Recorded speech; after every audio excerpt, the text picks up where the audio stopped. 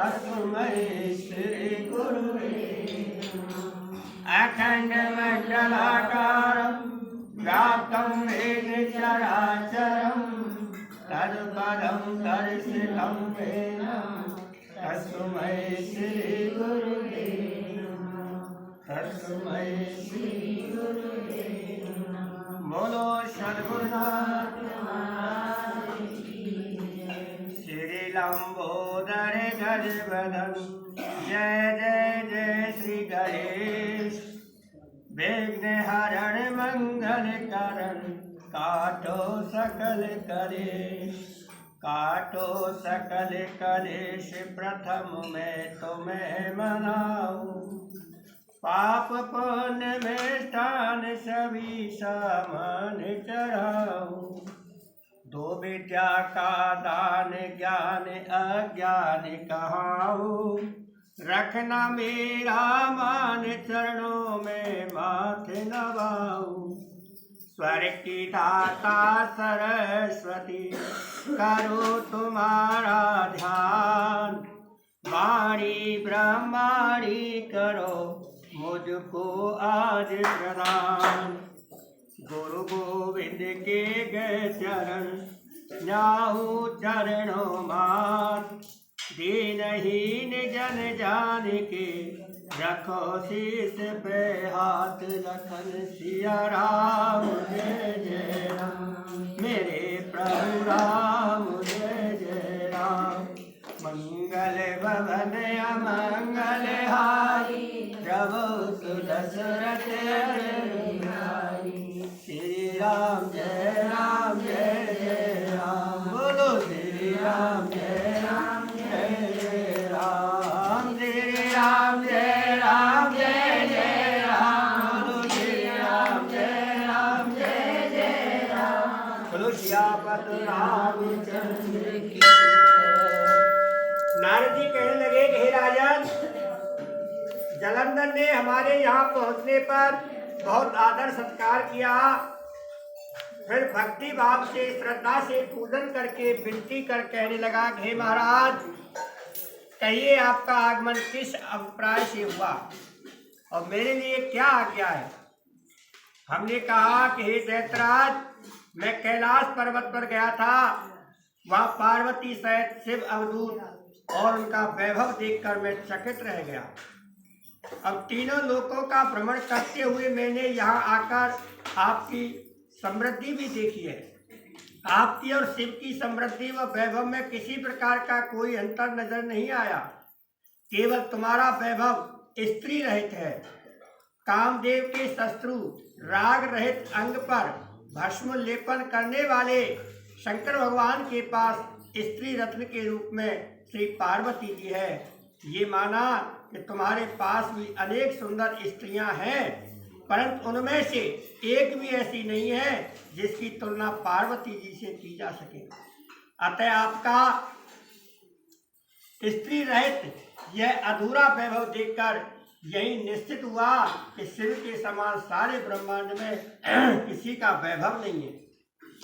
उनके पास एकमात्र पार्वती ऐसी स्त्री है जिसको देखकर ब्रह्मा जी ने अनेक अप्सराएं रचाई परंतु एक भी पार्वती जी के समान नहीं है।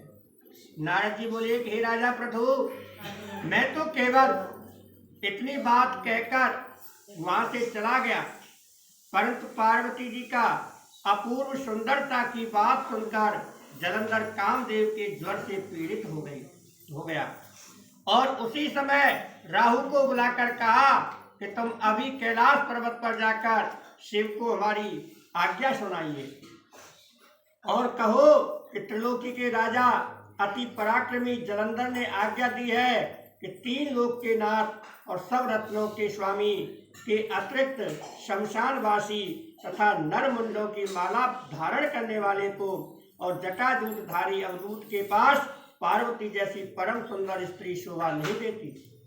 तीनों लोकों के स्वामी होने के कारण सभी रत्न मेरे पास होने चाहिए क्योंकि पार्वती स्त्री रूप रत्न है अतः यह मेरे पास ही शोभा देगी। दैत्यराज जालंधर की आज्ञा सिरधार करके राहु उसी समय चंद्रमा के समान उज्जवल कैलाश पर्वत पर पहुंच गया।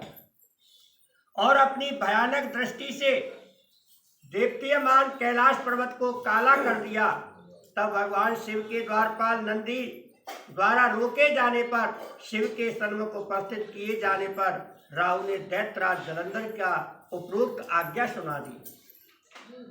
नारद जी कहने लगे, हे राजा पृथु, राहु की यह बात सुनते ही महाशिव की दोनों भृगुटियां कमान के समान तन गई। तब उनकी भौं में एक अति भयंकर पुरुष उत्पन्न हुआ, जो सिंह के समान मुंह वाला था। उसके लाल लाल अग्नि के समान विकराल नेत्र थे और उसके सारे शरीर पर बड़े बड़े बाल खड़े हुए थे।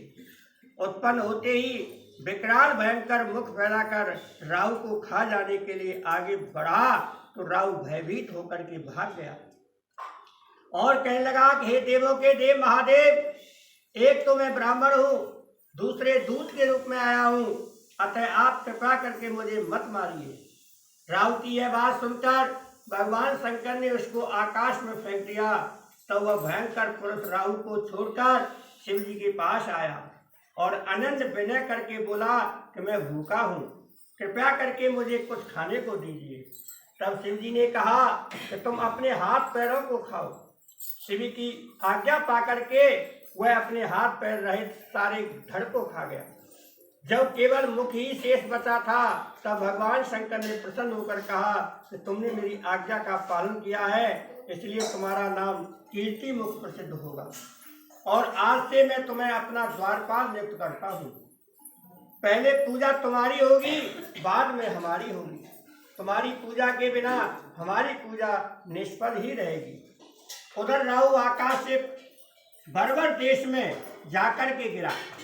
राहु की ऐसी दशा सुनकर के जलंधर अत्यंत क्रोधित हुआ और देखो, 1 करोड़ सेना लेकर अपने पुर से जो ही बाहर निकला, सामने से एक आंख वाले शुक्राचार्य और अंग भंग राहु को आते देखा। इसके अतिरिक्त और भी अनेक नेक अपशगुन हुए, परंतु यह देखकर भी वह रुका नहीं। तब वह अपार दैत्य सेना सारे आकाश में दल बादल की तरह भांति छा गई। जब देवताओं ने दैत्यराज जलंधर को अपार सेना सहित कैलाश पर चढ़ाई करते हुए देखा, तो चुपचाप उसकी सूचना शिवजी को दे दी गई। खबर पाते ही शिवजी महाराज ने जो ही विष्णु भगवान का स्मरण किया, वे तत्काल स्मरण करते ही उपस्थित हो गए। जब शिवजी ने कहा, हे भगवान, आपने देवताओं को पीड़ा देने वाले इस महादैत्य को क्यों नहीं मारा? इतना ही नहीं, आप स्वयं भी लक्ष्मी सहित इसके घर में विराजमान हो गए। आखिर इसका क्या कारण है?